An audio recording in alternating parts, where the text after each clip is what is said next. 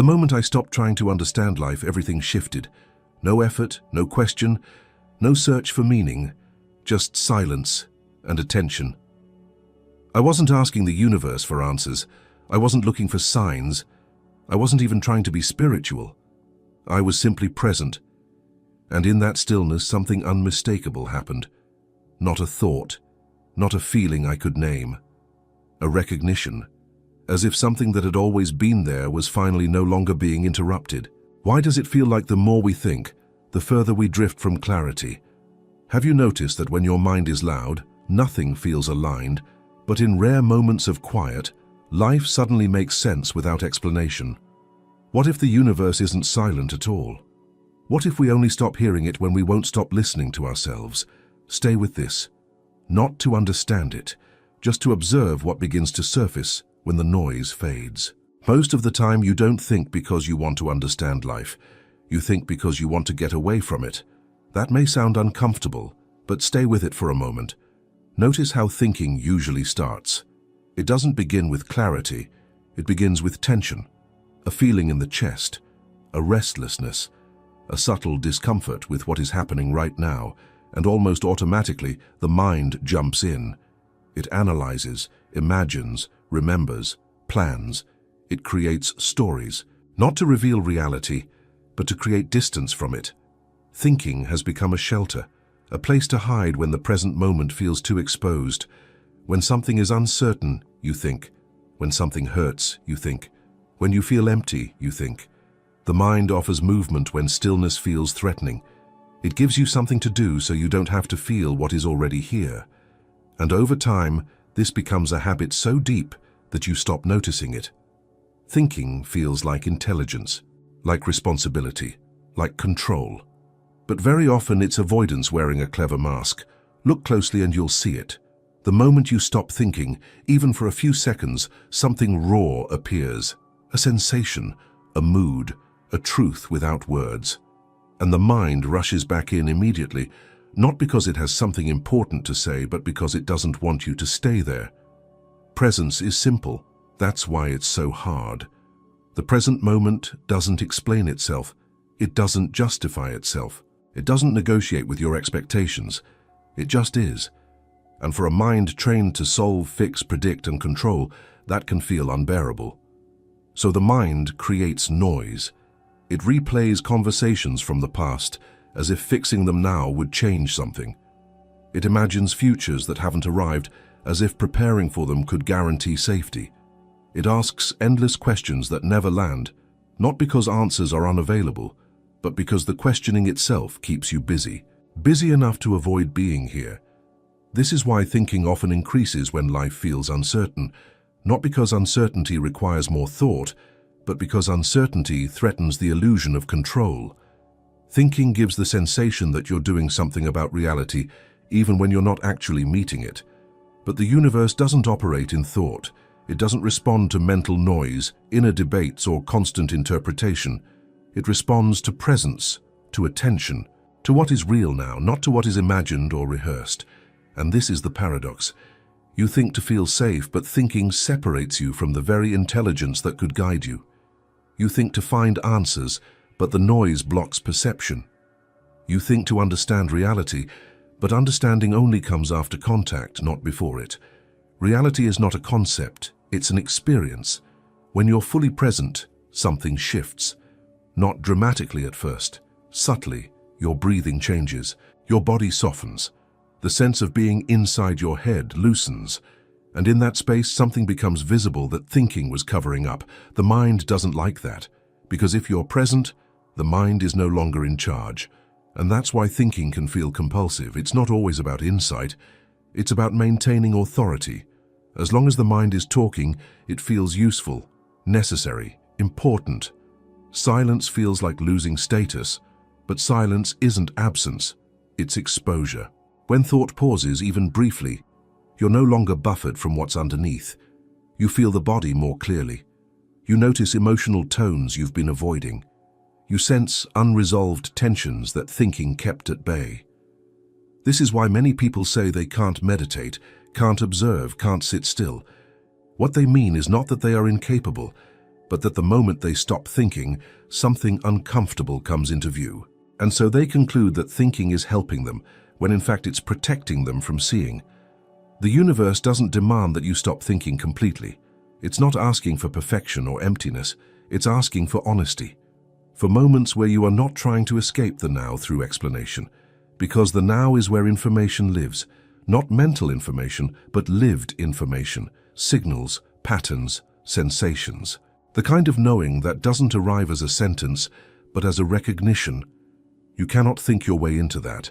You can only notice it. And the first step of noticing is realizing how often thinking is used as a door out of reality instead of a window into it. This realization alone can feel destabilizing. If thinking isn't always your ally, then what happens when you don't rely on it? What happens when you stay present without commentary? That question doesn't need an answer yet. Because when you begin to observe without thinking, something else happens almost immediately. Something most people aren't prepared for. The silence doesn't feel peaceful at first. It feels exposed. At first, observing sounds harmless, gentle, almost passive. Just watching, just noticing. It feels safer than thinking, less demanding, more peaceful.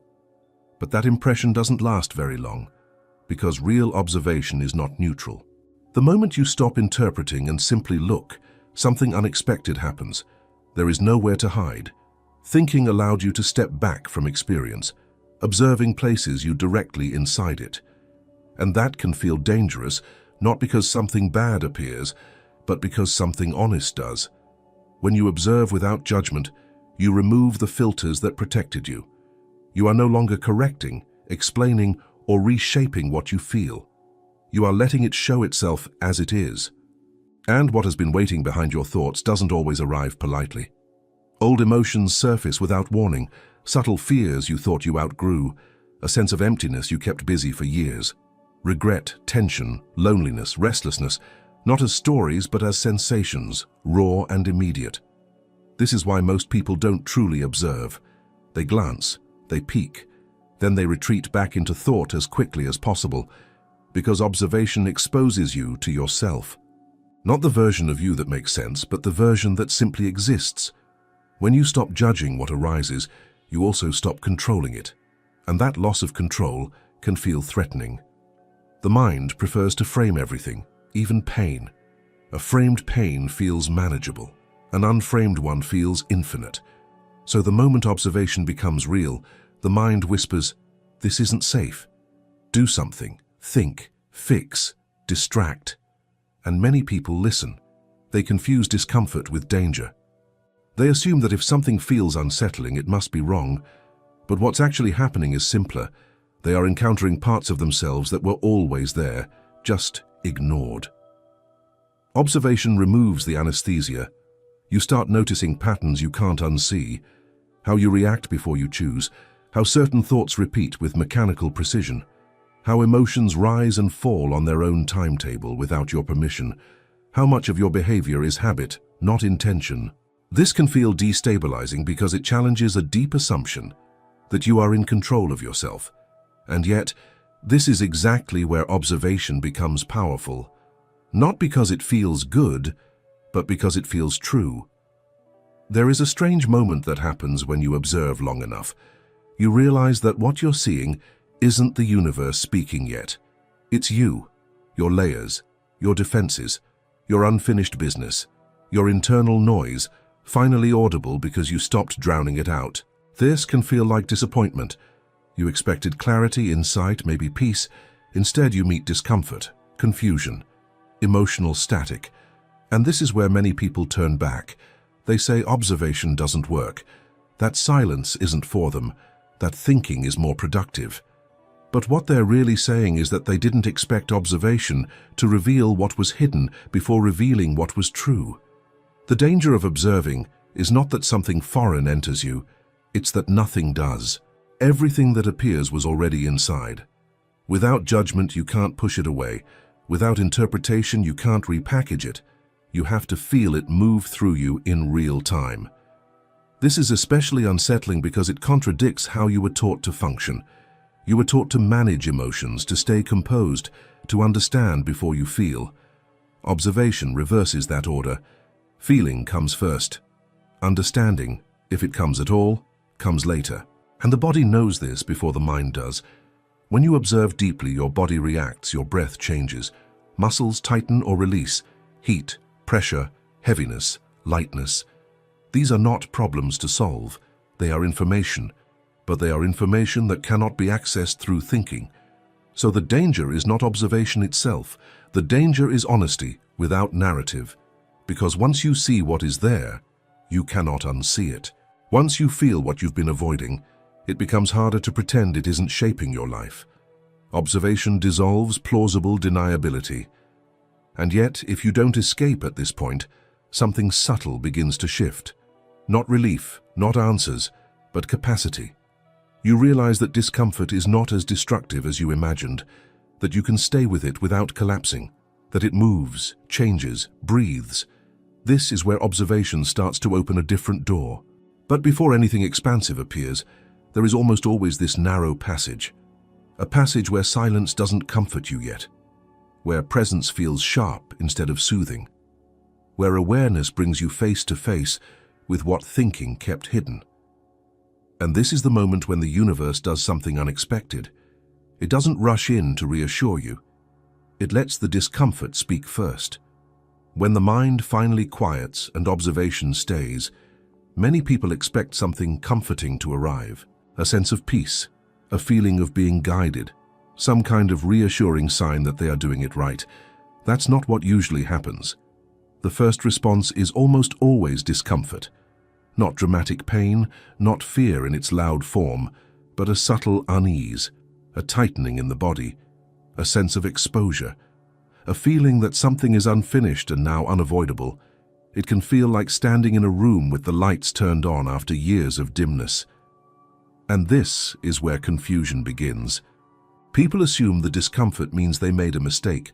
That silence is bringing up the wrong things, that they should go back to thinking, searching, fixing. But the discomfort isn't a punishment. It's not resistance. It's a signal. It's the nervous system recalibrating. For a long time, your system learned to stay alert, busy, mentally occupied. It associated safety with movement and explanation. When that stops, even briefly, the system doesn't immediately relax. It scans. It waits. It releases what was postponed. So the first thing you feel is what you didn't allow yourself to feel before. Fear doesn't arrive as a story. It arrives as tension. Emptiness doesn't arrive as meaning. It arrives as space. Doubt doesn't arrive as a question. It arrives as instability. This is not the universe testing you, it's the universe clearing the surface. Imagine a glass of water that has been shaken for years. When you finally set it down, the particles don't settle instantly. The cloudiness becomes visible before clarity returns. Observation sets the glass down. Discomfort is the cloudiness becoming apparent. Most people never wait long enough to see what happens next. They interpret discomfort as failure. They rush back into familiar noise. They tell themselves that thinking is necessary, that silence is unrealistic, that observation isn't for them. But what they are actually avoiding is the transition, because there is a threshold here. If you stay present without reacting, without naming, without fixing, something surprising begins to occur. The discomfort starts to change, not because you push it away, but because it has been allowed to complete its movement. The body softens slightly. The intensity shifts. The sensation reveals its edges. What felt overwhelming becomes specific. What felt infinite becomes located. This is how awareness works. It doesn't erase discomfort. It gives it boundaries. And boundaries turn chaos into information. This is also where the mind tries one last time to reclaim control. It will suggest meanings. It will label sensations. It will offer spiritual explanations or psychological theories, anything to regain authorship over the experience. But if you notice that impulse and don't follow it, something else steps forward. You realize that the discomfort is not coming from the universe as a message. It's coming from inside you as a release. The universe's role is not to comfort you immediately. Its role is to restore coherence, and coherence cannot be built on avoidance. So the first response is the surfacing of what was suppressed, of what didn't fit into your busy identity, of what couldn't speak while your attention was elsewhere. This can feel deeply personal, even lonely, as if you are the only one going through it. But this phase is universal. Everyone who genuinely observes encounters it. The difference is whether they interpret it as a warning or as a doorway. Discomfort is the doorway, not because it leads to suffering, but because it leads to honesty. And honesty is the foundation of any real alignment. When you stop reacting to the discomfort, you begin to notice something beneath it. A quiet steadiness. Not excitement, not relief, but stability. A sense that even with the discomfort present, you are not in danger. This is a crucial realization. It breaks the association between discomfort and threat. It teaches the system that presence is safe, even when it's uncomfortable. And once that association weakens, attention becomes more stable. Observation deepens. This is when awareness starts to reveal what thought has been hiding. Not answers yet, not signs yet, just clarity. And clarity has a different texture than comfort. It's clean, unsentimental, grounded. It doesn't rush to make you feel better. It simply shows you what is actually happening. That showing is quiet, but it changes everything that comes after. Once the initial discomfort settles enough for you to stay present, awareness begins to do something very precise. It doesn't add anything. It removes what was in the way. Thought always presents itself as a tool for clarity, but most of the time it functions like a curtain. It narrates, interprets, explains, and in doing so it keeps you one step removed from what is actually happening. Awareness, on the other hand, doesn't comment. It reveals. And what it reveals is often surprisingly simple. You start to notice patterns that were invisible before, not because they were hidden, but because thought kept interrupting your perception. The same emotional reactions appearing in different situations, the same assumptions shaping your decisions, the same internal movements repeating regardless of circumstances. This recognition doesn't arrive as a conclusion. It arrives as a quiet, "Oh." You see how quickly the mind jumps to defend, to justify, to predict. You see how often you react before you decide. You see how attention is pulled not by what matters, but by what feels familiar. None of this requires effort to observe. It requires stillness. When awareness is present, the mind becomes transparent. Thoughts still appear, but they no longer fill the entire field. You notice their timing, their tone, their urgency. You see how some thoughts are echoes from the past, others are projections into the future, and very few are actually about what is happening now. This alone changes your relationship with them. Thought loses its authority when it is seen clearly, not because it disappears, but because it is recognized as one movement among many, not the voice of truth. Awareness doesn't argue with thought. It outgrows it. And in that space, something else becomes visible. You begin to notice subtle signals in your environment that you previously ignored. A pause before a conversation shifts. A feeling in the body before a decision goes wrong. A sense of alignment when something is right, even before you can explain why. These are not mystical messages. They are feedback. The mind often dismisses this kind of information because it doesn't arrive in language. It arrives as sensation, timing, tone. Awareness can receive it because awareness doesn't require translation.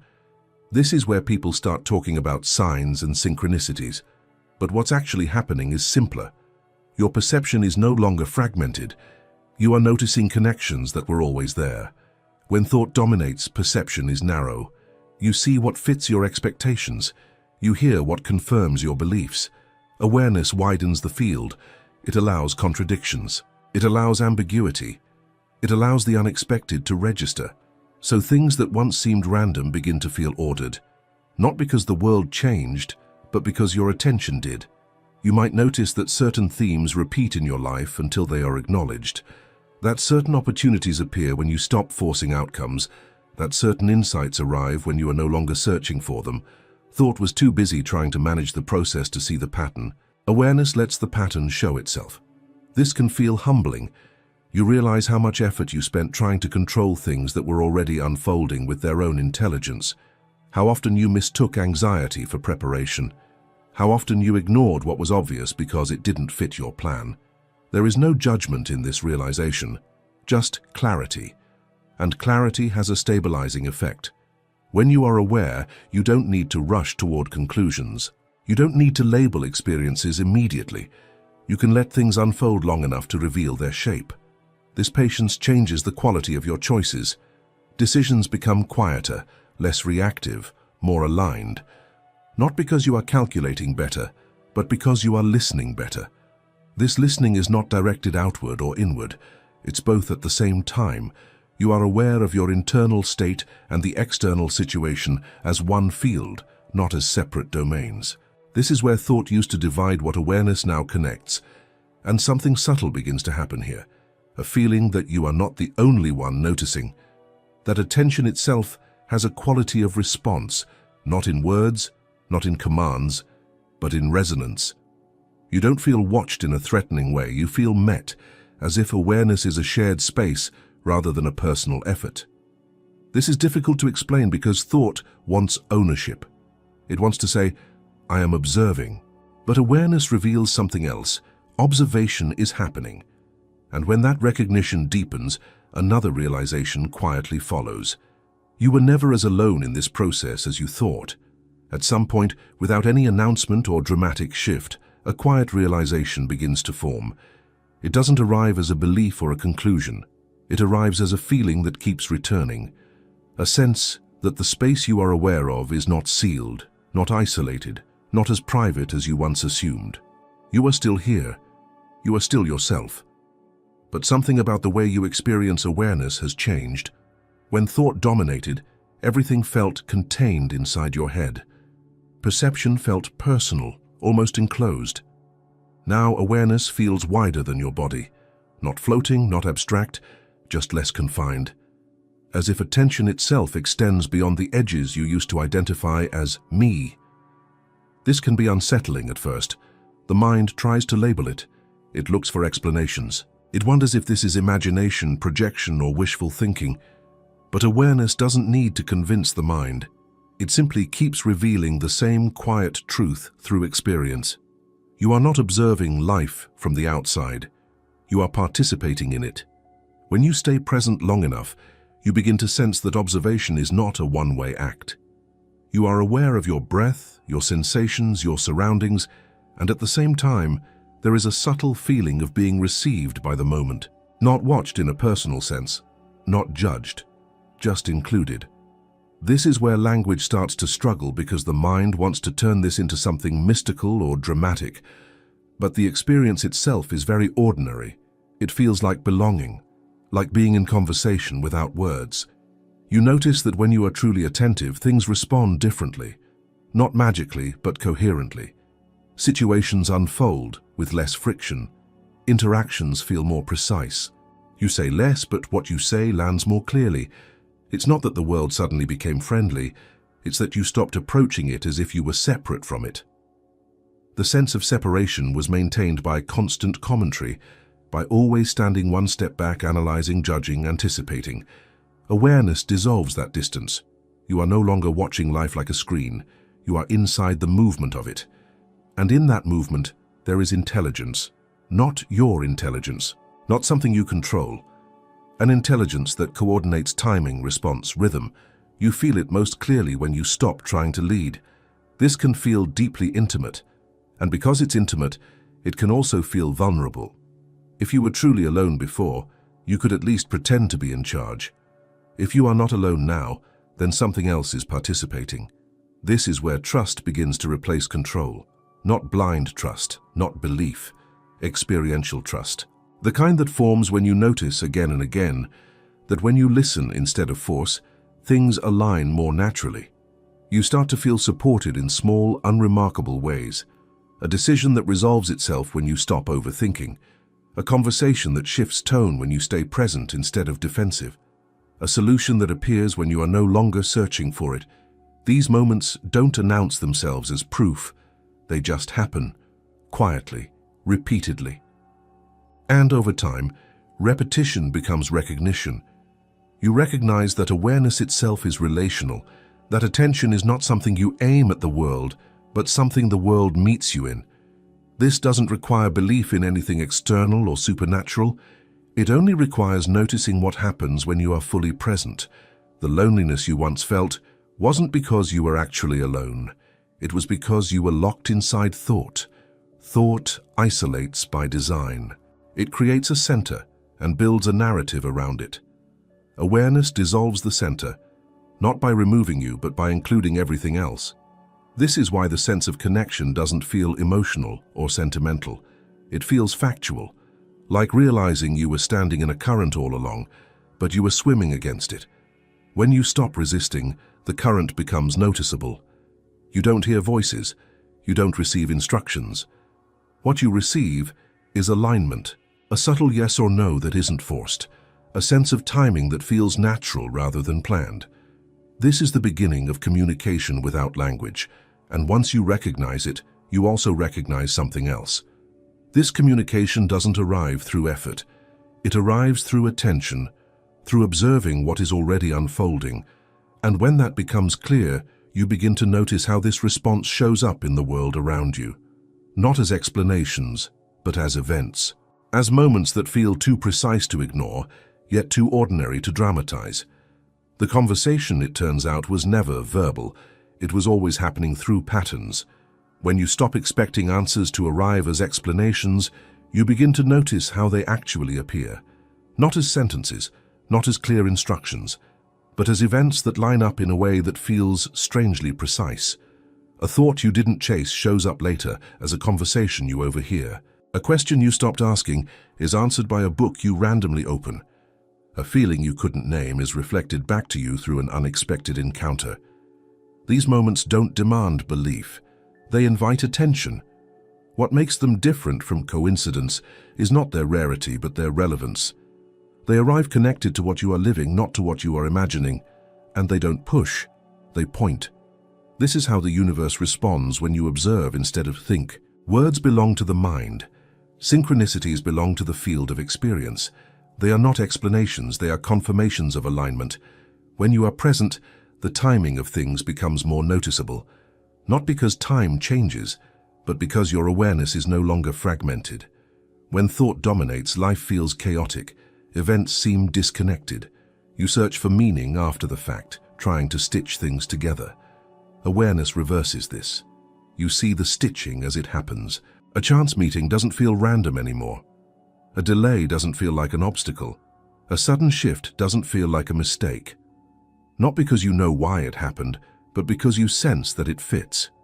This sense of fit is subtle. It doesn't excite the ego. It doesn't make you feel special, it makes you feel oriented. Synchronicities don't inflate identity, they reduce resistance. This is important because the mind often wants to claim them.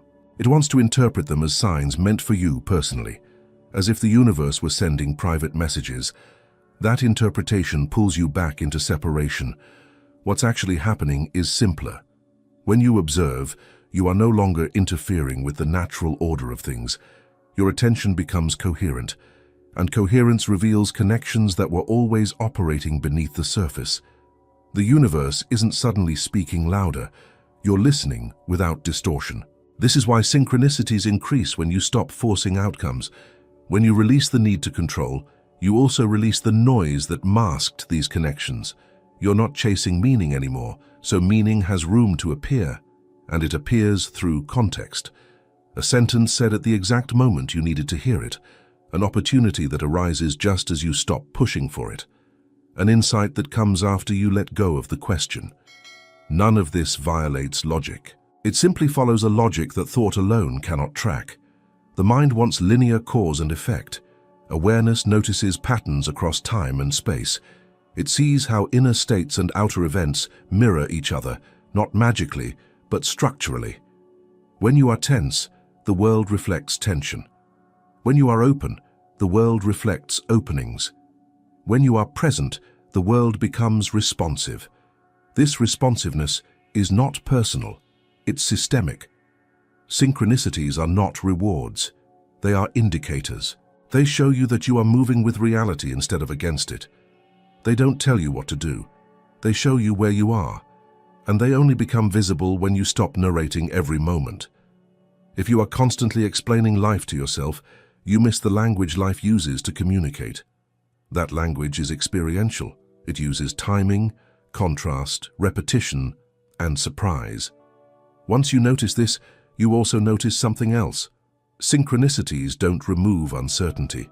They coexist with it. They don't give you certainty about the future. They give you confidence in the process. You still don't know what will happen, but you trust that what happens will be intelligible when you meet it with attention. This trust changes how you move. You act with less urgency. You listen more before deciding. You respond instead of react. And as this shift stabilizes, another realization emerges. Thinking always tried to put you in control. Observation showed you connection.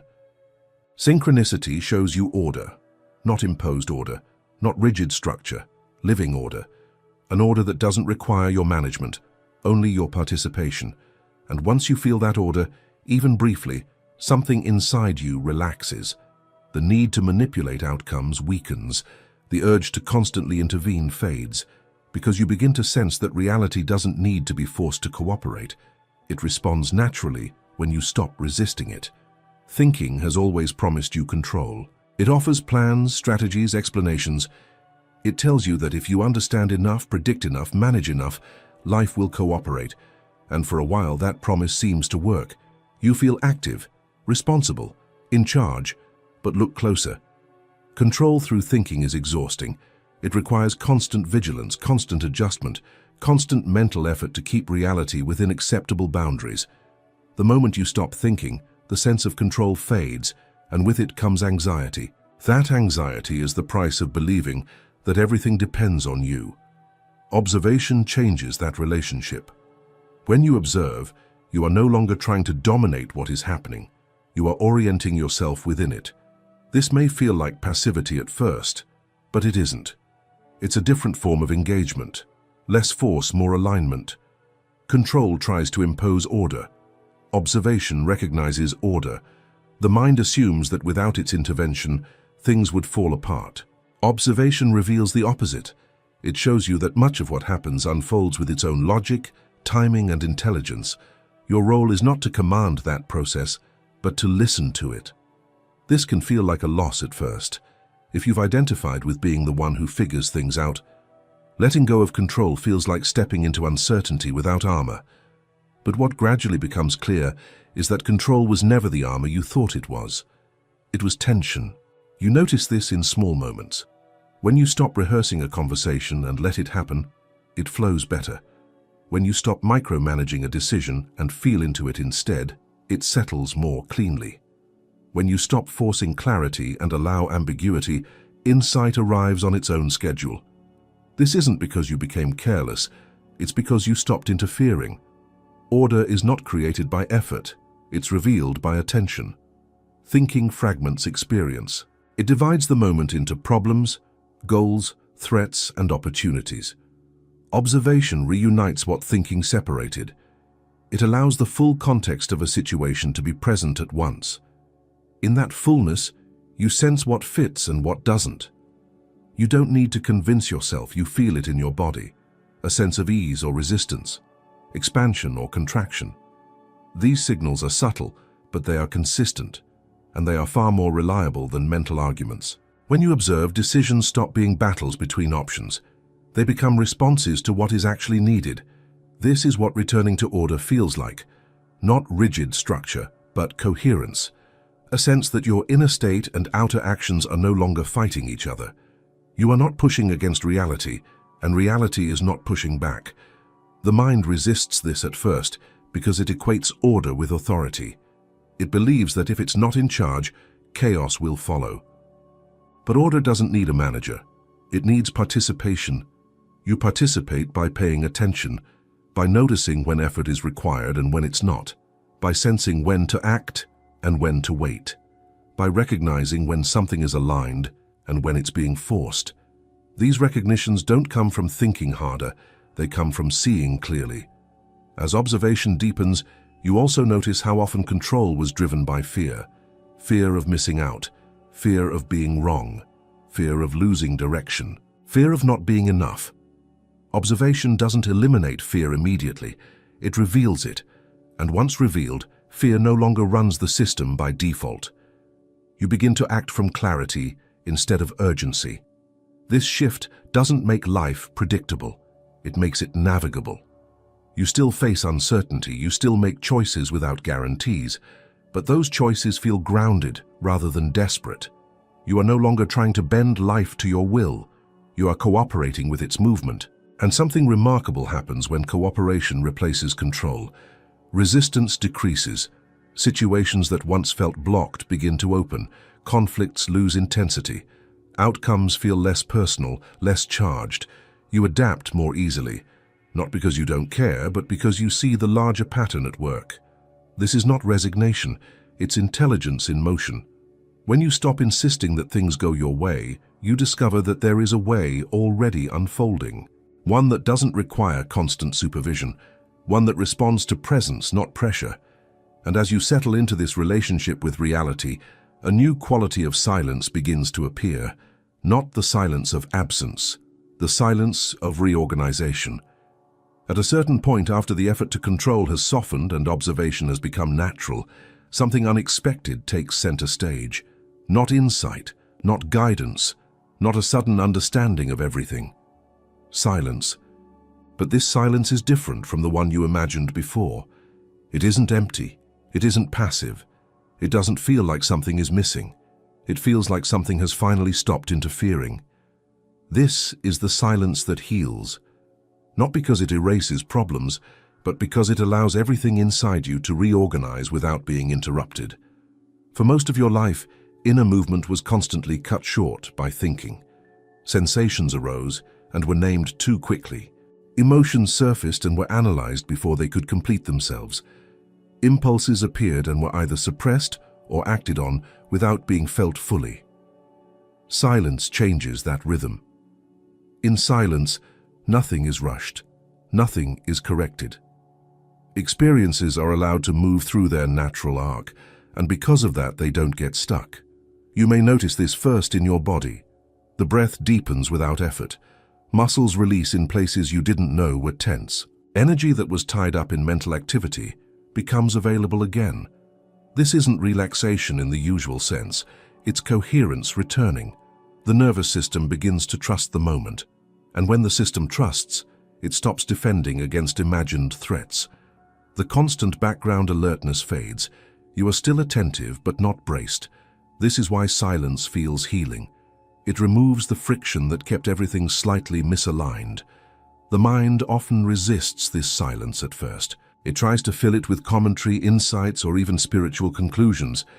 It wants to take credit. But true healing silence doesn't belong to the mind. It belongs to awareness itself. In this silence, you don't feel the need to understand. Not because understanding is bad, but because it's unnecessary. You sense that life is functioning without your interpretation, that your presence is enough. This realization is deeply relieving. So much effort was spent trying to make sense of everything, to explain pain, justify choices, predict outcomes. Silence shows you that sense-making was often an attempt to feel safe. When safety is felt directly, explanation becomes optional. This doesn't mean questions disappear, it means they lose their urgency. A question can exist without demanding an immediate answer. A problem can exist without needing constant attention. Uncertainty can exist without turning into anxiety. This is healing in a practical sense. When you stop mentally revisiting old experiences, they lose their charge. When you stop anticipating future ones, the body rests. Time feels less fragmented. Moments feel more whole. You are no longer living in pieces. This silence also changes how you relate to others. You listen more fully. You speak less, but with more precision. You don't rush to respond or fix. You allow space. And in that space, things resolve more naturally. Healing silence is contagious.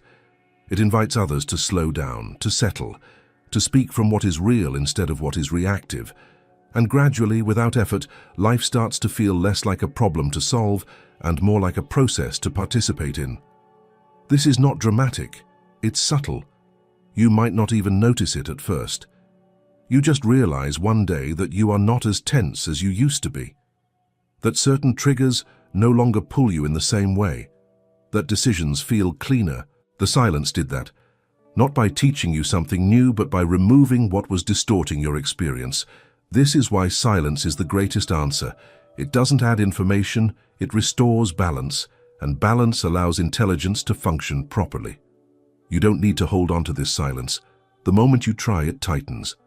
Silence remains only when it's allowed to come and go freely. And as it comes and goes, it leaves something behind. A different way of being inside your life. One where effort is reduced, clarity is steady, and the sense of fighting against reality softens into cooperation. From this place, something else begins to change. Not inside you, around you.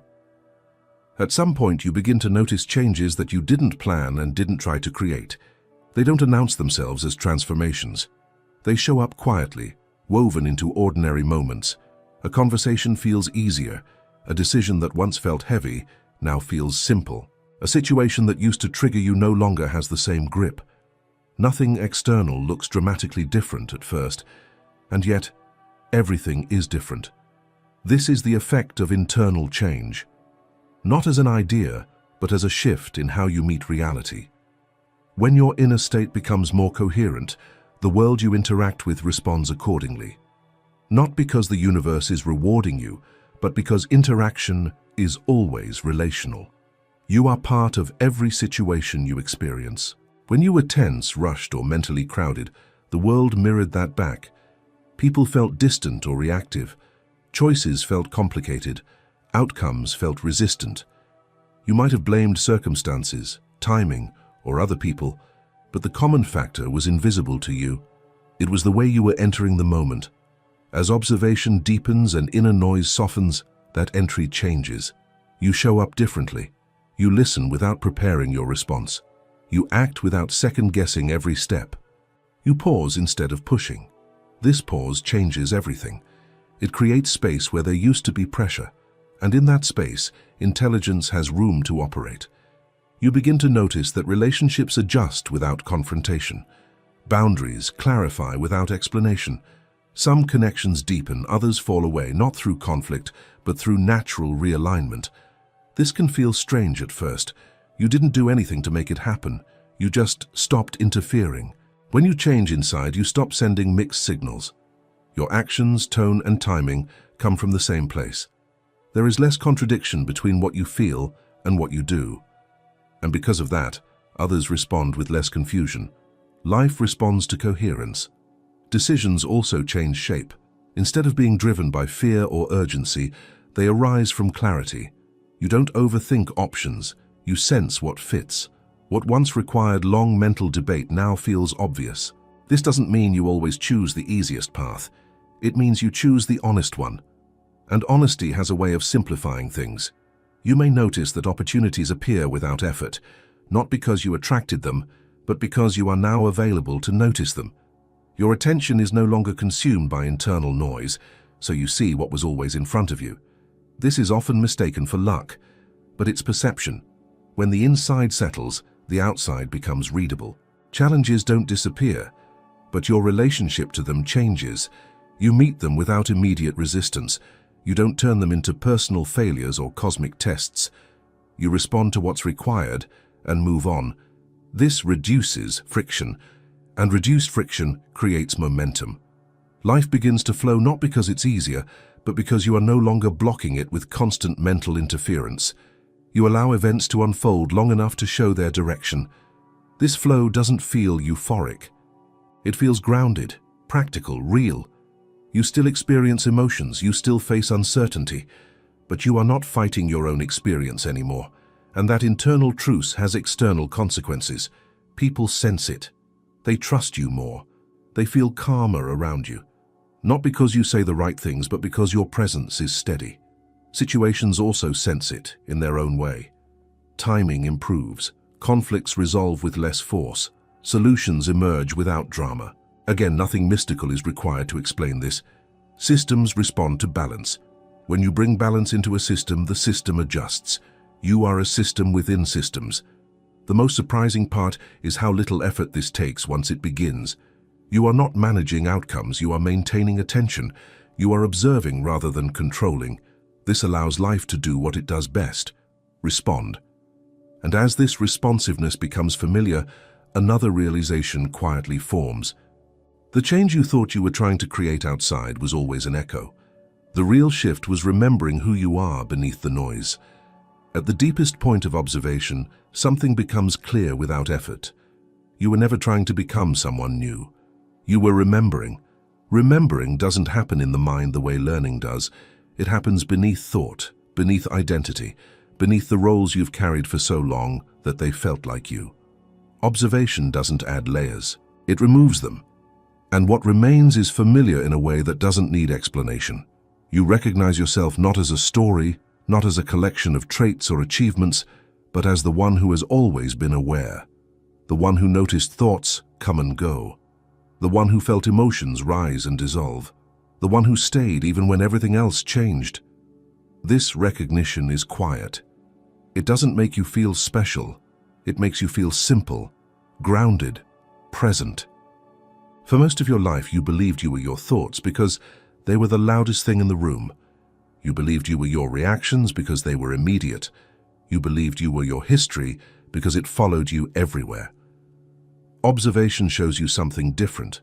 It shows you that all of those things appear within you, but they are not you. You are the space that allows them.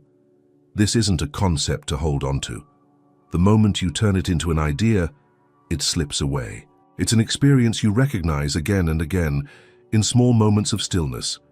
When you're not trying to be anything, when you're not fixing, performing, or explaining, just being. From this place, life feels less personal and more intimate at the same time. Less personal because you no longer interpret everything as a reflection of your worth. More intimate because you are fully present with what is happening. You stop asking, "What does this say about me?" and start noticing what is happening right now. This shift changes everything. You no longer need to defend an image. You no longer need to chase validation. You no longer need to prove that you are enough. Those needs were born from forgetting who you are. When you remember, effort drops. You still act. You still choose. You still care. But your actions come from clarity instead of compensation, from presence instead of pressure. This is the true power of observation.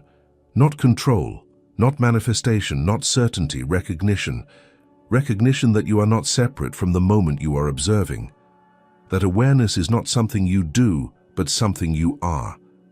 That the peace you were searching for was not missing, only obscured by noise. And once you recognize this, resistance loses its grip. You don't fight life as much because you don't feel outside of it. You don't fight yourself as much because you're no longer trying to become acceptable. You rest into what is already here. This resting doesn't make you passive. It makes you precise. You respond instead of react. You speak when it matters. You move when movement is needed. And when nothing is needed, you are comfortable staying still. This comfort with stillness is not indifference. It's trust. Trust that you don't need to constantly manage reality to belong in it. Trust that awareness is enough. Trust that you are already included in the intelligence that moves everything. The universe doesn't resist you from this place because it never was separate from you to begin with. What felt like resistance was friction created by forgetting, by trying to live from thought instead of awareness, by identifying with noise instead of noticing silence. Observation clears that confusion, and what remains is not a better version of you. It's the original one. The one who was always here, quietly watching, waiting to be remembered. The universe was never silent. It was never distant or hidden from you. It was always speaking in the only language that can't be faked or forced.